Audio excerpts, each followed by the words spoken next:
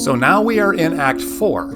There are 7 scenes in this act, and they're pretty short. Obviously, the pace of the play is picking up as it moves toward its tragic conclusion. At the end of Act 3, Hamlet has slain Polonius and then hauled off the body. In the beginning of this scene, Gertrude is still standing in her room, and then Claudius turns up and asks her why she's so upset. Rosencrantz and Guildenstern arrive on his heels. She reports that Hamlet has killed Polonius, and then left somewhere with the body. In her description of the events, she includes the fact that Polonius had been hiding behind a curtain, and this detail draws this comment from the king. "O heavy deed! It had been so with us had we been there. His liberty is full of threats to all, to yourself, to us, to everyone. Alas, how shall this bloody deed be answered? It will be laid to us whose providence should have kept short, restrained and out of haunt, this mad young man. But so much was our love we would not understand what was most fit. But like the owner of a foul disease, to keep it from divulging, let it feed, even on the pith of life. Where is he gone?" We learn a few things about the king from this first reaction to the death of his Lord Chamberlain.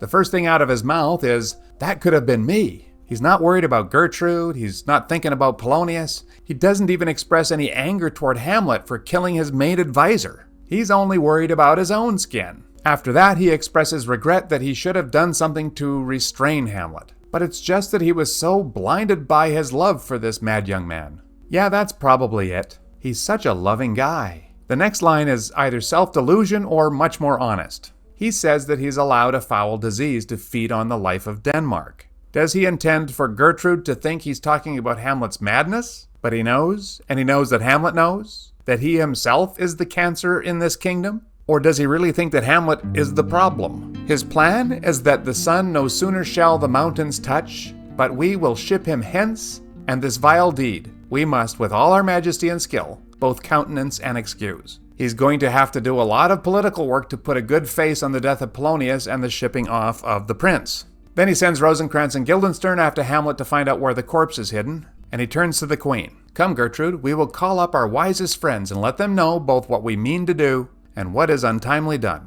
Oh, come away. My soul is full of discord and dismay." He's going to have to gather up his advisors because he might be in real trouble. How does it look when a king can't even manage his own house? How can he run a kingdom? There will likely be trouble. He's full of discord and dismay, but it's not about the death of his beloved Lord Chamberlain at the hands of his son-nephew. And now scene 2. Hamlet has just finished hiding the body when Rosencrantz and Guildenstern find him. They ask him where the body is, and Hamlet is of course evasive. And he also puts on this mocking crazy act which these two inspire every time. In his banter, he calls Rosencrantz a sponge. "Take you me for a sponge, my lord? Aye, sir, that soaks up the king's countenance, his rewards, his authorities. But such officers do the king best service in the end. He keeps them like an ape in the corner of his jaw, first mouthed, to be last swallowed.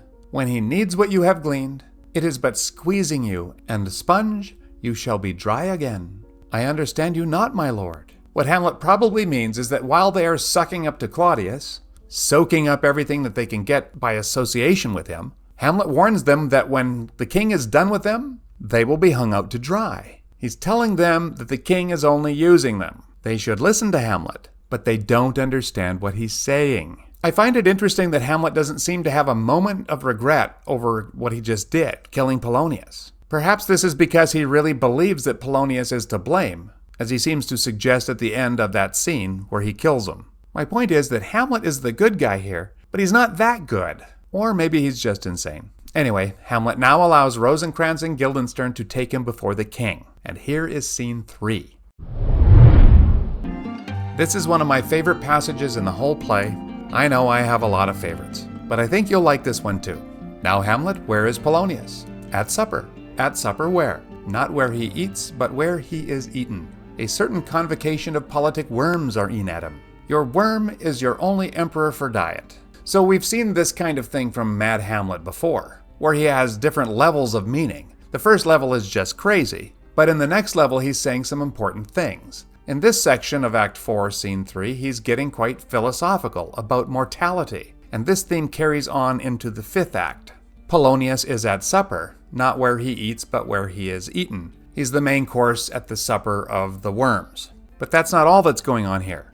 It's a particular convocation of politic worms. And notice that the word diet is used in the next line. In 1521, the Holy Roman Empire convened an assembly, also called a convocation, also called a diet. The purpose of this diet was to discuss how political and religious authorities in the empire should respond to Martin Luther's teachings. It was held in the city of Worms, or in German, Worms. It was called the Diet of Worms. Hamlet continues, "We fat all creatures, else to fat us, and we fat ourselves for maggots. Your fat king and your lean beggar is but variable service, 2 dishes but to 1 table. That's the end. Alas, alas! A man may fish with a worm that hath eat of a king, and eat of the fish that hath fed on that worm. What dost thou mean by this? Nothing but to show how a king may go a progress through the guts of a beggar." Here Hamlet gets even more philosophical. We all end up as worm food. All of us, from beggar to king. These are just 2 different dishes on the worm's dinner table. Then Hamlet offers an explanation on how the highest human on the great chain of being, the king, might progress through the guts of a beggar, the lowest human on the great chain of being. And we know how this process ends. This is no doubt a barely veiled insult to the king.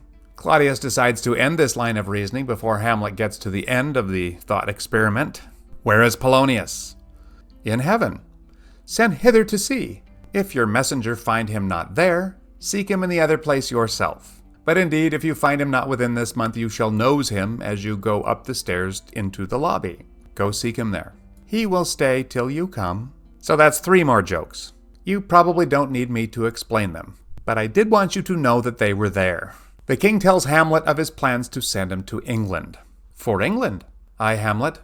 "Good. So is it, if you knew our purposes. I see a cherub that sees them."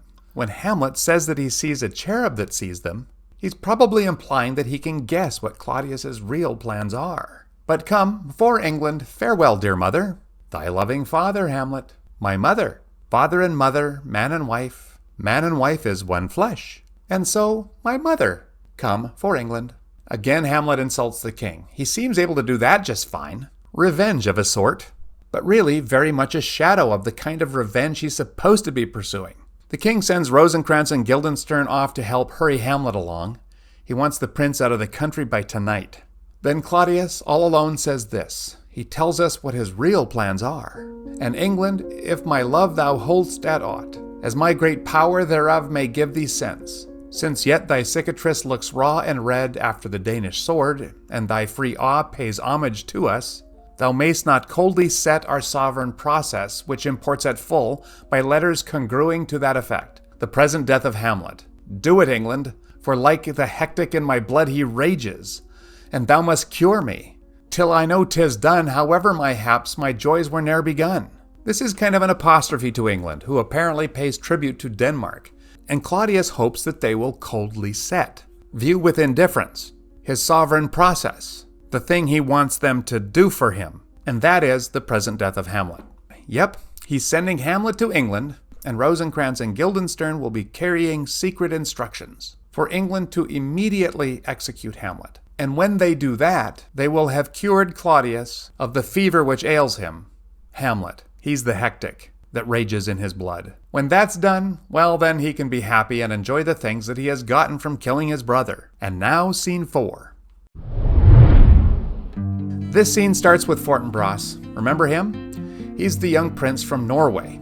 He was forced to stop making plans to attack Denmark and instead now directs his army toward Poland. He has asked and presumably received permission from Claudius to pass through Denmark's lands on his way to Poland. It's a bit of a shortcut. Fortinbras gives instructions to a captain to report to the Danish king and let him know that they're passing through his kingdom. And Hamlet, as he's heading to port, runs into this captain. "What's the deal with this army?" Hamlet asks. The captain says it's Norway's army under the command of Fortinbras, and they are going to attack Poland. Then Hamlet asks him about the point at which they will be attacking Poland. The captain says, "Truly to speak, and with no addition, we go to gain a little patch of ground that hath in it no profit but the name. To pay 5 ducats. 5, I would not farm it." "Why then the Polack will never defend it." "Yes, it's already garrisoned. 2,000 souls and 20,000 ducats will not debate the question of this straw. This is the imposthume of much wealth and peace, that inward breaks and shows no cause without, why the man dies. I humbly thank you, sir." "God be with you, sir." Norway is going to attack a piece of useless land. and both the Poles and the Norwegians are going to bring all kinds of soldiers in to fight over it. Hamlet comments that a lot of dead soldiers and money will not be enough to settle this dispute over a straw. He means something so insignificant. Hamlet compares all this to an imposthume, a pus-filled infected sore, that inward blasts. It bursts inwards, and the person dies of an infection then that no one can see. Again, it's that disease and corruption theme that runs through the entire play. Then Hamlet tells Rosencrantz and Guildenstern and the rest of his companions to go ahead. He'll catch up after he delivers the fourth and last of his major soliloquies. How all occasions do inform against me, and spur my dull revenge. What is a man if his chief good and market of his time be but to sleep and feed? A beast no more. Sure, he that made us with such large discourse, looking before and after, gave us not that capability and godlike reason to fust in us unused? In this bit he says that everywhere he looks he sees another reason to go on and kill his uncle. This upcoming battle where so many will die fighting over nothing is the latest instance. He asks, what is man, if his main job is just to eat and sleep? If that's true, then a man is nothing more than an animal, because that's what they do. But then he reflects that God gave us language, and the ability to consider all kinds of things with our reason. These are things that animals don't have, and he didn't give them to us to fust in us unused. Don't you love that word fust? It means to rot. Now, whether it be bestial oblivion or some craven scruple of thinking too precisely on the event, a thought which quartered hath but 1 part wisdom and ever 3 parts coward, I do not know why yet I live to say this thing's to do, sith I have cause and will and strength and means to do it. So he tries to use that reason of his to figure out what his problem is. It's either bestial oblivion, that means he's either dumb as a cow, or he thinks too much about things. Bingo! But then he analyzes that idea, and he concludes that most of his thinking is really avoiding what he should be doing. And under that idea is that he's a coward. Examples gross as earth exhort me. Witness this army of such mass and charge, led by a delicate and tender prince, whose spirit with divine ambition puffed makes mouths at the invisible event, exposing what is mortal and unsure to all that fortune, death, and danger dare, even for an eggshell. Rightly to be great is not to stir without great argument, but greatly to find quarrel in a straw when honor's at the stake. He says, look at this army led by Fortinbras. He's not scared. He sticks out his tongue and makes mocking faces at the things that would scare the crap out of Hamlet. Fortinbras just goes in without thinking. It doesn't matter the cost or the danger. The greatness of a man is not measured by the greatness of the cause, but by entreating any cause, however petty, as a great one if your honor is involved. How stand I, then, that have a father killed and a mother stained? Excitements of my reason and my blood, and let all sleep? While to my shame I see the imminent death of 20,000 men, that for a fantasy and a trick of fame go to their graves like beds, fight for a plot whereon the numbers cannot try the cause, which is not tomb enough and continent to hide the slain. Oh, from this time forth my thoughts be bloody or be nothing worth. So where does that leave me, Hamlet says. My father has been murdered and my mother corrupted, and I do nothing. Right now I'm looking at 20,000 men marching to their death in a fight over land that's not big enough to contain that many corpses. And then he says, from now on my thoughts will be bloody. Oh yeah, now you are going to think bloody thoughts. You notice that he still doesn't mean he's going to do anything. He's just going to think some more. Just bloodily. And besides that, even if he commits to bloody action, what good would it do? He's about 10 minutes away from getting onto a boat bound for England. It seems like a little too late, doesn't it? Well, we'll see how this all shakes out in our next video on the rest of Act 4. Thank you, and we'll see you there.